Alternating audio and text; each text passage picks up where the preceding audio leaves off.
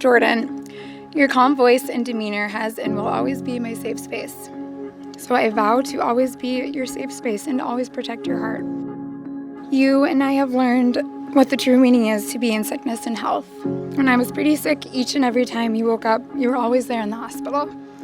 So I vow to always reassure you in uncertain times that everything will be okay. So I've known Jordan for nearly 18 years. Liked him for about 9. When Jordan and Sade started dating, I watched Jordan change for the better. Even if it hadn't dawned on him quite yet, it was obvious to everyone around just how much he cared for her.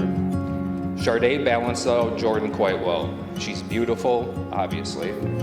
But getting to know her over the years, I found her to be just as hardworking, but also an amazing example of what it is to have a kind, giving heart. I have to say how lucky you are, Jordan. You're leaving with a beautiful wife who you love. And you, Sade, you get to go home with such a nice new dress and flowers. It's great.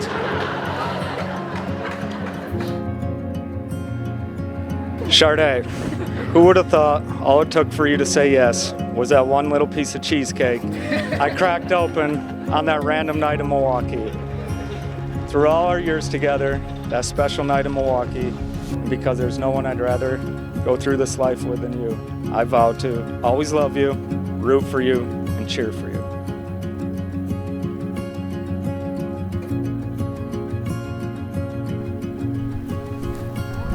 I see the hands. It's game time? Oh, wow. There's my bride. You look so handsome. You look beautiful. Thank you. You look really good. Wow.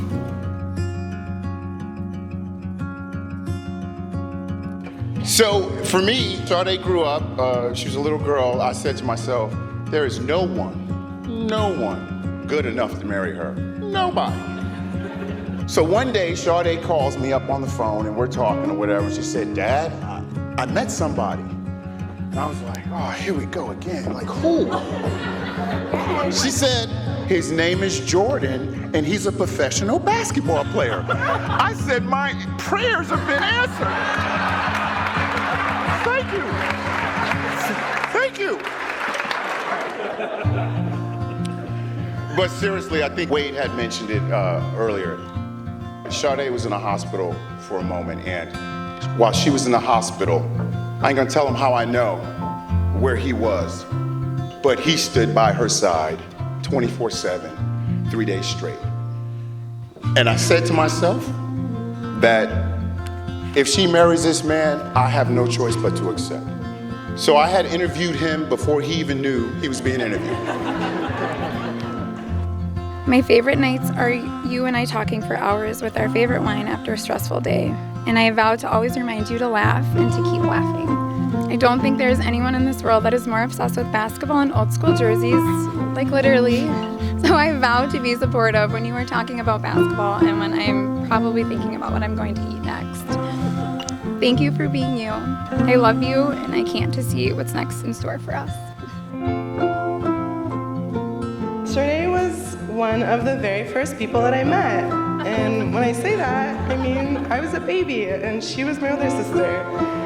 Sade has been an absolute privilege to be one of your maid of honors, and I hope you know how deserving you are of happiness and love. Thank you for being my sister and lifelong friend. You have no idea how much you mean to me and how much I look up to you.